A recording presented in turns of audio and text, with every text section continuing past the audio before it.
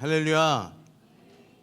지난주에 우리가 왕의 자녀 서약식 하고 우리 서로가 증인이 되어지고 이제 배지도 이렇게 달고 그러면서 하나님 앞에 이렇게 약속하고 하나님 제가 왕의 자녀로 잘 살아보겠습니다.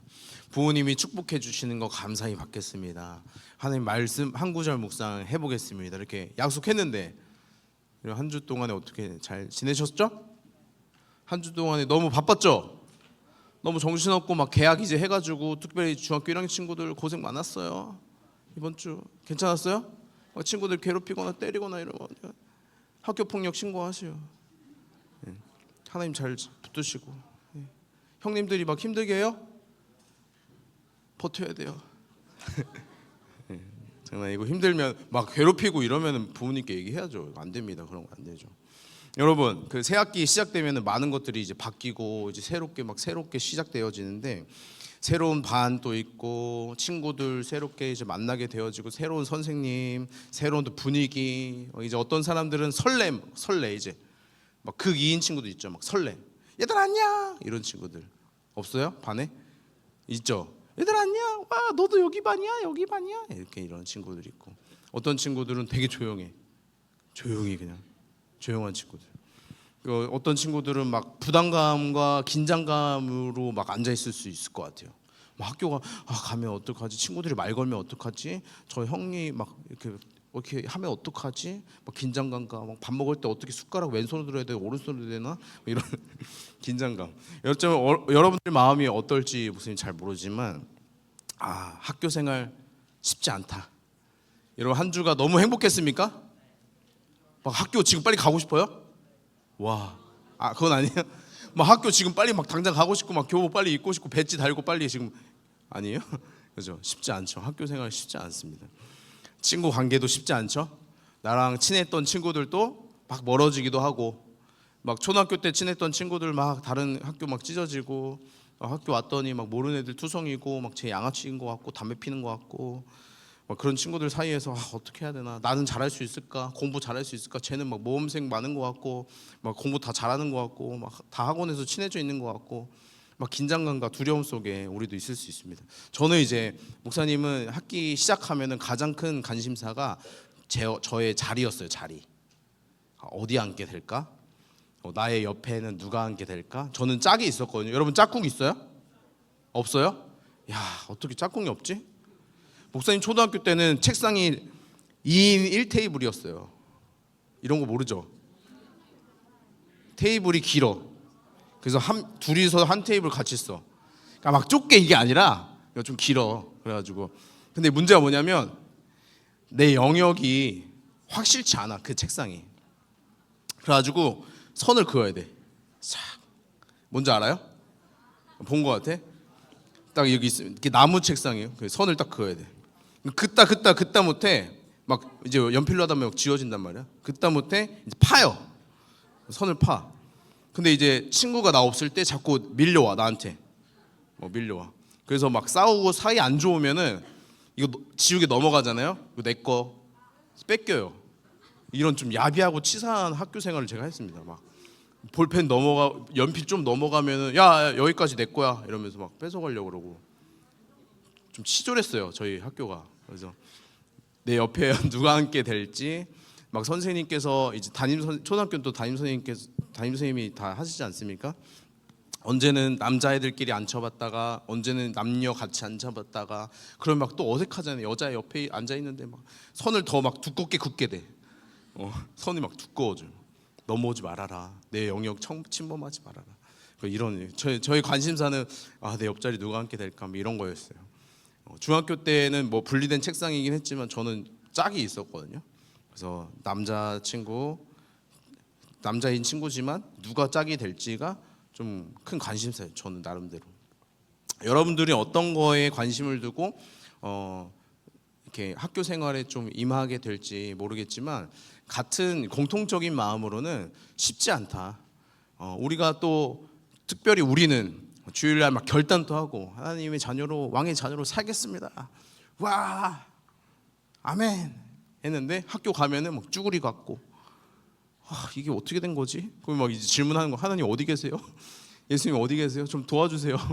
막 우리가 막 결단하고 하나님 앞에 선언하고 잘 살아보겠습니다, 하나님 도와주십시오 했으면 하나님께서 우리를 막 들어 사용하사 막 키도 갑자기 훅 크고 막 농구하면은 막 덩크슛도 할 것 같고 막 멋있고 친구들이 막 우러러보고 공부도 잘하고 이러면 좋겠지만 실상 우리가 가보니까 막 우리가 쭈그린 것 같고 막 친구들 관계 어렵고 그런 거예요. 막 목사님 또 막 찾아 하나님을 찾았어요. 하나님 대체 어디 계십니까?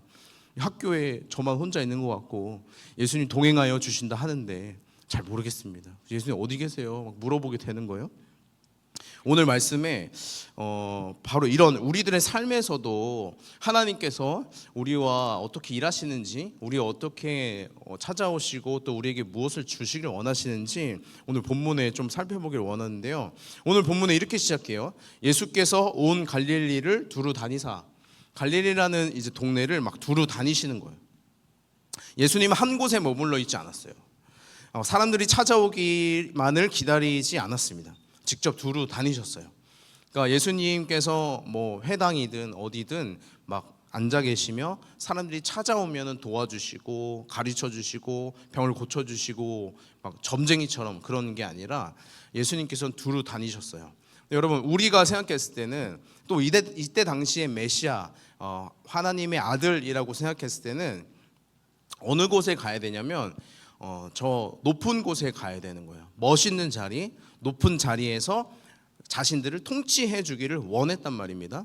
여러분 우리도 생각했을 때 하나님이라면은 멋있는 사람들을 향하여서 시선에 있지 않을까? 하나님이 초라한 나보다는 멋있는 저 친구들에게 더 관심 있진 않을까라고 생각할 수도 있겠지만, 여러분 예수님의 이 행적을 보니까 갈릴리라는 그 지역이 당시에는 특별한 곳이 아니었어요. 그러니까 평범한 사람들이 지내는, 또 가난한 사람들이 사는 곳, 고통받는 사람들이 많은 곳이 예수님께서 두루 다니는 그곳이었습니다. 예수님 바로 그곳에 두루 다니시면서 예수님께서 하신 사역들이 있습니다. 특별히 예수님께서 오늘 본문에 드러나는 그 사역이 예수님께서 공생애 시절에, 이제 이따 좀 설명드리겠습니다. 공생애라는 것은 공생애 시절에 사역했던 세 가지를 좀 핵심 삼아 좀 두고 있는데요. 여러분 예수님께서 막 두루 다니셨다라는 것이 이 복음의 시작이에요. 우리가 막 하나님을 먼저 찾고 예수님을 먼저 찾아낸 것이 아니라 하나님께서 먼저 예수님을 보내셔서 그들에게 찾아가 주신 것, 예수님께서 우리를 먼저 찾아오시는 것, 이것이 복음의 시작입니다. 여러분 어쩌면 우리는 이렇게 착각할 수도 있어요. 내가 어렸을 때부터 혹은 내가 교회를 찾아왔으니까 하나님을 내가 알게 되었어, 내가 하나님을 찾았으니까 하나님이 나에게 오셨어, 이렇게 생각할 수 있지만 여러분 잘못됐습니다. 먼저 그분이 우리를 부르시는 거예요. 먼저 그분이 우리를 찾아오시는 거예요. 그분이 우리를 찾아오시지 않고 부르시지 않는다면 우리는 그분을 만날 재간이 없습니다. 우리는 죄인이기에 그분을 알지도 보지도 찾을 수도 없는 존재입니다. 그러니까 하나님께서 우리에게 찾아오신 것, 예수님께서 우리 가운데 오신 것, 우리를 부르시는 것, 그것이 은혜인 것이고 그 복음의 시작인 것입니다. 화려하고 멋있는 사람들에게 찾아간 것이 아니라 소외된 자들, 병든 자들, 마음이 상한 자들, 어려운 자들에게, 또 평범한 사람들에게 예수님께서 찾아가신 것이 오늘 본문에 등장하는 예수님의 모습이었습니다. 여러분들이 학교에서 보내는 시간 속에서도 예수님은 여러분들을 찾아가십니다. 평범한 여러분들의 삶에, 또 마음이 상해 있는 여러분들의 삶에, 막 혼란하고 어렵고 당황스러운 여러분들의 삶 가운데, 혹은 우리의 육신이나 우리의 마음이 아픈 고통 가운데 있는 상황 가운데 있는 우리에게 예수님은 찾아오신다라는 것이죠. 우리도 이 예수님을 만나게 되어질 때에 예수님께서 오늘 본문에 행하여 주시는 이 사역들이 실제가 되어질 것입니다. 그냥 예수님을 만났어, 나 예수님을 알아, 예수님을 믿어, 그냥 지식이 아니라 예수님을 믿는 사람으로서 그분에 의해서 영향을 받고 예수님의 사람으로 살아가게 되어지게 된다라는 것입니다. 여러분들 일상에서, 삶에서, 학교에서, 가정에서 우리를 찾아오시는 그 예수님을 만나고 동행해 가시기를 소망합니다. 어떻게 할 수 있을까? 예수님과 동행하는 것을 어떻게 하고 그것이 무슨 의미가 있을까? 오늘 본문을 통해서 또 봅시다. 예수님이 세례 요한에게 세례를 받아요. 세례 요한 씨에게 예수님께서 세례를 받으시고 죽으신 다음에 부활하시기까지의 기간이 3년입니다. 그래서 그 기간을 우리는 공생애라고 불러요. 예수님의 공생애 시절, 공생애 시간이라고 하면은 예수님께서 세례를 받으셔서 나의 사랑하는 아들이요 이렇게 막 비둘기 같은 성령님께서 임하시는 그 장면과 함께 부활하시기까지가 공생의 기간이에요. 예수님께서 사역하신 거예요. 예수님께서 하나님의 일을 행하시는 시간은 기간이었습니다. 그 기간에 예수님께서 하신 중요한 사역이 세 가지 있는데 이것이 오늘 본문에 등장합니다. 따라해 봅시다. 가전고. 가전고가 무슨 고등학교 이름도 아니고 그죠? 가전고가 뭐냐면 가르치고 전파하고, 고는 뭘까요? 고치시는. 따라해 보세요. 가르치시고 전파하시고 고치셨다. 예수님께서 공생애 시절에 했던 큰 세 가지 사역이 이건 거예요. 가르치고 전파하시고 고치신. 뭘 고쳐요? 뭐 로봇 고쳐요? 아니죠. 고장난, 망가진, 다친, 아픈 사람들, 그들의 영혼을 고치셨겠죠. 예수님께서 이렇게 큰 세 가지 사역을 했는데 오늘 우리에게도 찾아오시는 그 예수님께서 이 큰 세 가지 사역을 행하실 줄 믿습니다. 그래서 여러분들의 삶 가운데 예수님이 가르치시고 또 복음을 전파하시는 일과 또 고치시는 일이 여러분들의 삶에도 실제가 되길 원해요. 그냥 성경에 그렇구나, 그랬구나, 예수님의 말씀이 이렇구나가 아니라 나의 삶에 실제적으로 이 말씀이 정말로 나를 가르치시고 나에게 천국 복음을 전파하셔서 그 반응케 하여 주시고 우리의 상한 마음과 우리의 죄로 인해 망가진 우리의 영혼을 고치시는 그 예수님을 만나고 경험해 가기를 소망합니다. 우리가 지금 한 구절 묵상을 하고 있죠? 한번 좀 정직하게 한번 손 들어 보세요. 나 한 구절 묵상 하고 있다. 진짜 박수. 진짜 여러분 고마워요. 저도 고맙고 하나님 얼마나 기쁘시겠습니까? 지금 안 하고 있는 친구들 괜찮습니다. 지금부터 다시 하면 돼요. 다시 하면 됩니다. 이제 3월 벌써 아직도 둘째 주 지금 하면 됩니다. 한 구절상 한 번, 두 번이라도 좀 해보세요. 한 구절밖에 안 돼요. 해본 친구들은 알 거야. 이거 별거 아니야. 그죠? 막상 하면은 물론 이제 막 깊이 막 묵상하고 막 기도하고 막 천국은 마치 찬양 막 집에서 하고 이런 거 아니면은 금방 해요. 예? 금방 한다고요. 그러니까 부담 갖지 말고 일단 그냥 펴요. 그날 말씀 펴가지고 뭐야 오늘 뭔데 그래 대체 보세요.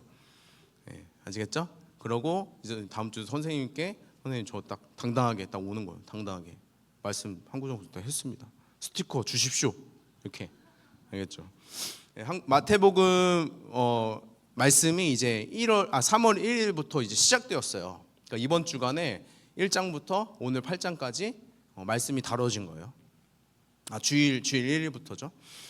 그러니까 여러분 3, 4월에 이 한 구절 묵상을 조금씩이라도 다 해봐야 돼요. 그래야 이제 설교 시간에 무슨 얘기하는지 맥락을 우리가 또 알 수 있단 말입니다.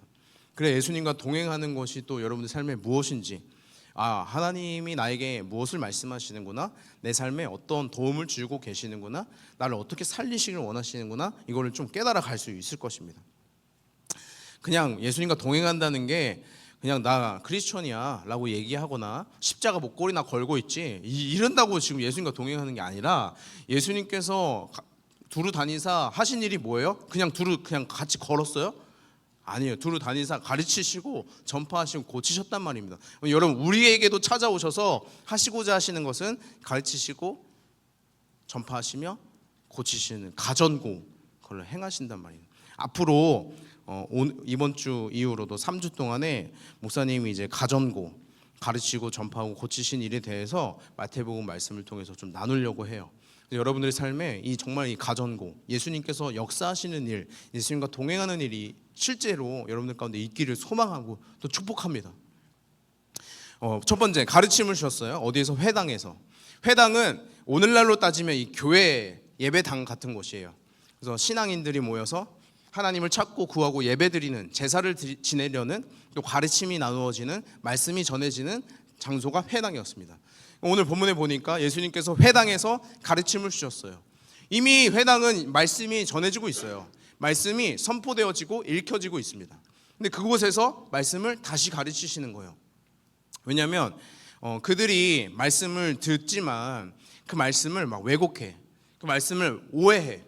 하나님의 말씀을 같이 듣지만, 사실 여러분들도 마찬가지입니다. 목사님의 설교를 다 같이 듣지만 뭐 어떤 친구는 다르게 들어요. 뭐 다른 목사님이 막 갑자기 예시로 들었던 목사님 시대 때는 책상이 2인 1석이었고 이것만 기억하는 친구들도 있고, 어떤 친구들은 가전제품 뭐 고쳐 뭐 이렇게 막 그냥 이상한 얘기 듣고 막 가는 친구가 있단 말입니다. 여러분, 말씀이 회당에서 막 전해지고 그들이 삶에서 말씀으로 살아내려고 했지만 사람들마다 막 오해하는 경우도 있고, 가르치는 자도 하나님의 뜻을 왜곡하고 오해하는 경우도 있었습니다. 예수님께서는 이걸 바로잡기를 원하셨겠죠. 그래서 예수님께서 가르쳤습니다. 무엇을? 하나님의 뜻, 하나님의 말씀을 가르쳤습니다. 회당은 사람들이 말씀을 듣고자, 알고자, 가르침을 받고자 모이는 곳이었어요. 그러니까 예수님께서 회당에서 막 가르침을 주실 때에 사람들이 막 놀랐습니다. 저 사람이 어떻게 종교 막 지도자들 막 의리의리한 막 멋있는 그 종교 지도자들이 아니라 좀 볼품없어 보이는, 허름해 보이는 목수의 아들이라고 하는 그 예수라는 사람이 막 가르침을 주는데 너무 탁월한 거야. 하나님의 뜻이 진짜 맞는 것 같아. 그러니까 사람들이 막 관심을 갖고 이제 듣게 되고 보게 되는 것이죠.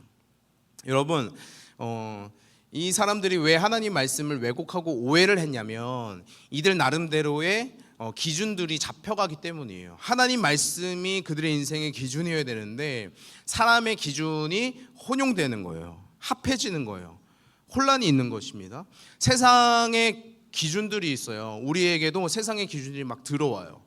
세상이 우리에게 말합니다. 성적이 중요해. 너 인생에 성적이 중요하지. 뭐가 중요하겠어? 야, 너 사랑받으려면 이거 해야지. 사랑받으려면 키가 커야지. 외모가 아름다워야지. 너 좀 있어 보이려면 인기가 있어야 돼. 팔로우 수를 늘려야지.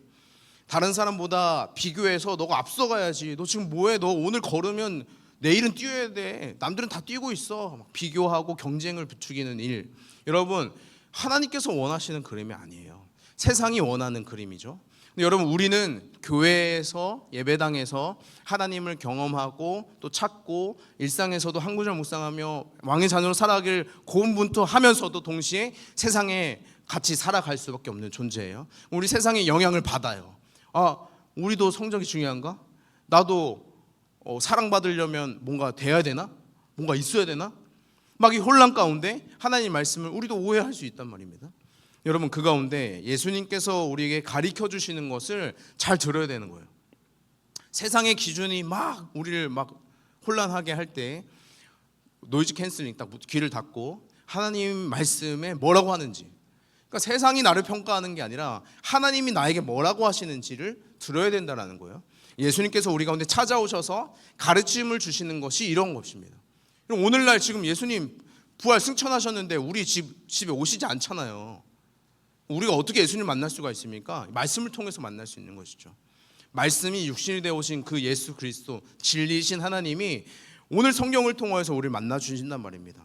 세상의 판단과 기준에 속지 마시고 말씀 앞에 바로 서서 우리를 만드신 그분의 음성에 귀를 기울이는 저와 여러분들 되시길 소망합니다. 두 번째, 여러분, 가르치는 것 이유로 천국 복음을 전파하셨다 그래요. 전파. 우리가 생각했을 때 가르치는 거나 전파하는 거나 뭐가 다르지? 가르치는 거는 교육이죠. 그 사람들이 이해하도록 알려주는 것입니다. 교정하는 것입니다. 이것이 문제야, 잘못됐어, 하나님 뜻은 원래 이래, 이걸 알아가야 돼 라고 알려주는 것입니다. 이해할 수 있도록 설명해 주는 것이죠. 꼬맹이한테 얘기하는 거랑 여러분들이 얘기하는 거랑 다르잖아요. 근데 여러분, 전파는 달라요. 선포입니다.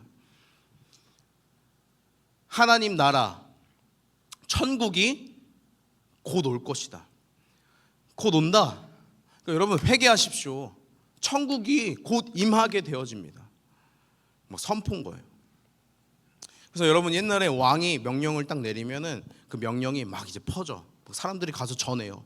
막 대자보 붙이고 사람들이 가서 막 두루두루 전해요.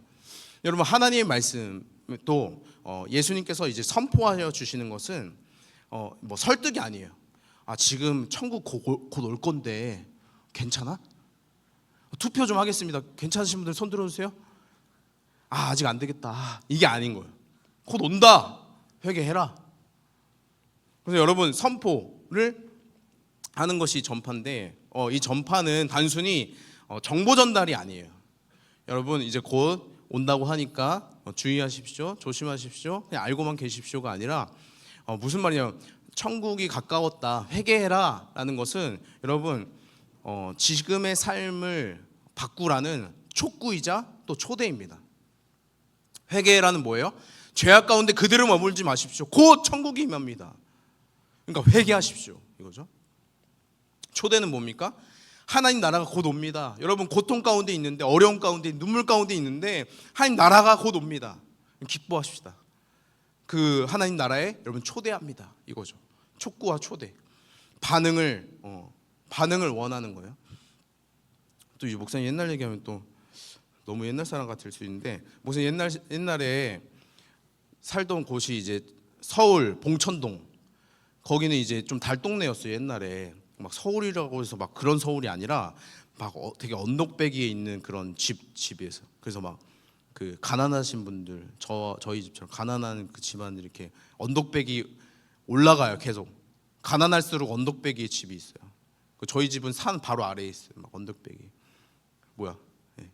가지고 막 저희 동네에 가끔 이런 분들이 와요. 이런 트럭이 와요. 계란이 왔어요.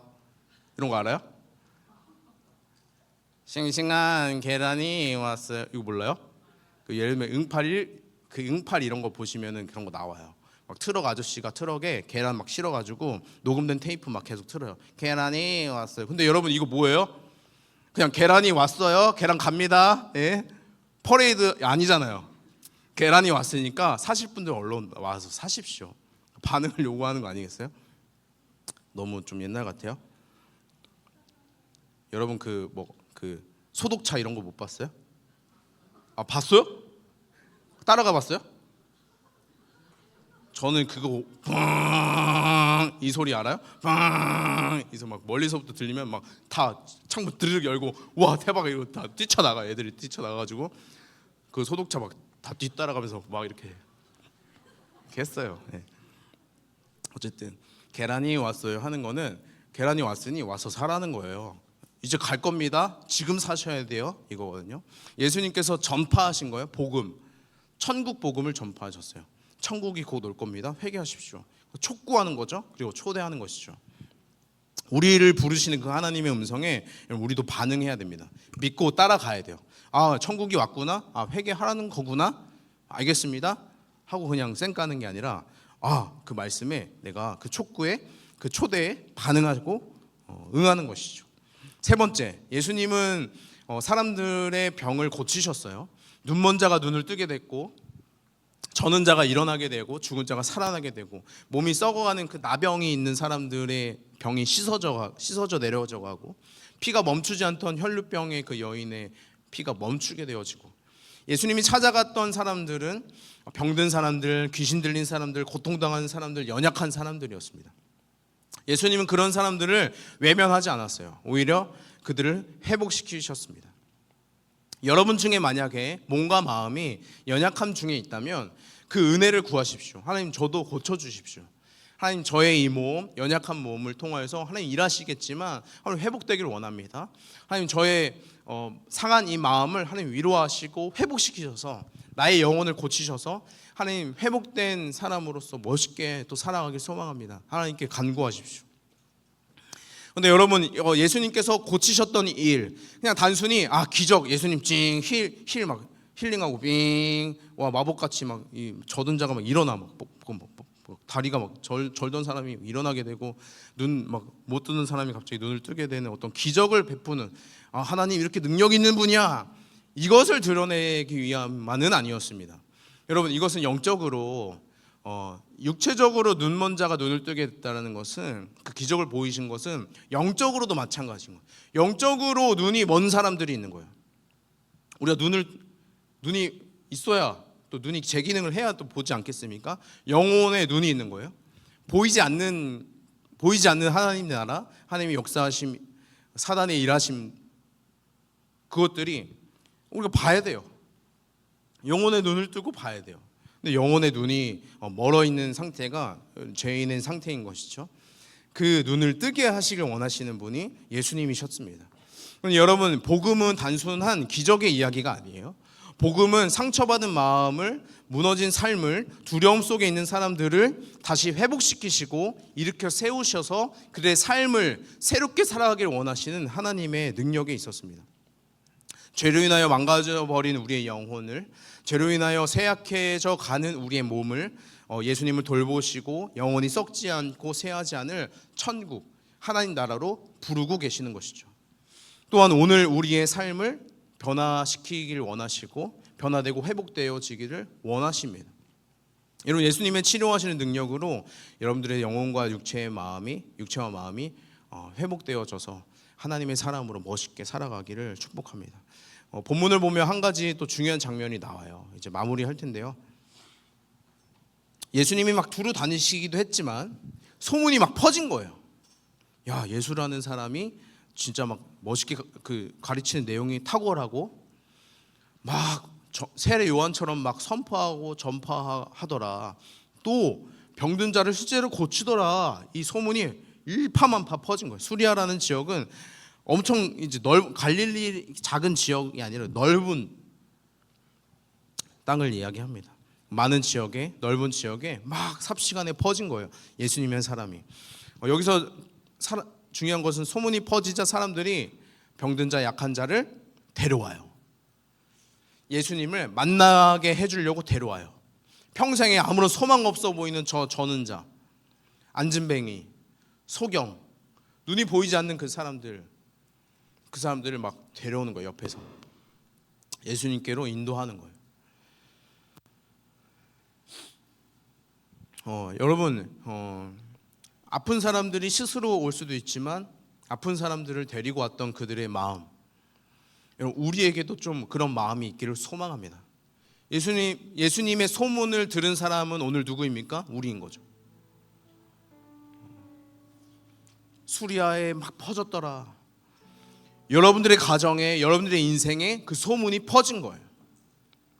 하나님을 알게 됐습니다. 예수님으로 인하여 회복되어짐을 알게 되었습니다. 그럼 이제 예수님이 필요한 친구가 보여요? 그럼 데려가는 거예요. 어디로? 예수님 앞으로. 나에게 필요했던 그 예수님, 저 친구에게도 필요하구나. 그래서 그 친구를 위해서 기도하고 그 친구를 위해서 우리가 또 헌신해주고 섬겨주고 그 친구가 실제 예수님 앞에 나아올 수 있도록 우리가 여러 가지 모습으로 기도로, 관심으로, 사랑으로 교회 공동체 앞으로 또 하나님 앞으로 인도해내는 것이 우리가 해야 될 일입니다. 사랑하는 성림 청소년부 여러분, 먼저는 예수님이 우리를 찾아오십니다. 힘든 여러분들의 학교 생활에도, 여러분들 인생에도 예수님은 여전히 동행하기를 원하십니다. 예수님 어디 계세요? 물어보십시오. 그러면은 옆에서 말할 겁니다. 나 옆에 있잖아. 예수님과 어떻게 동행할 수 있습니까? 십자가 목걸이 아니요. 매일 보게 되어지는 이 말씀, 쉬지 않고 기도하는 그 기도로 예수님과 동행하는 거예요. 여러분, 이 3월 4월 동안에 한구절 묵상 지켜가 보십시오. 그래서 어머니가 잘 다녀와 기도 축복해 주시는 것 기쁨으로 감사함으로 받아보십시오. 그럼 여러분들의 삶에 예수님의 일하심이 분명하게 드러나갈 것입니다. 가르치시는 일들, 전파하시는 일과 고치시는 일이 여러분의 삶의 실제가 되어져 갈 것입니다. 여러분, 그때 우리는 가만히 있을 수 없죠. 주님을 찬양하며 그 하나님께 필요한 친구들을 데려오는 것이죠. 여러분, 신앙은 액션, 행동이 동반돼요. 믿음은 그냥 예수님 저 믿습니다 끝이 아니라 믿는 사람으로서 삶이 동반됩니다. 삶의 변화가 있는 여러분들의 인생이 삶이 되기를 간절히 소망합니다.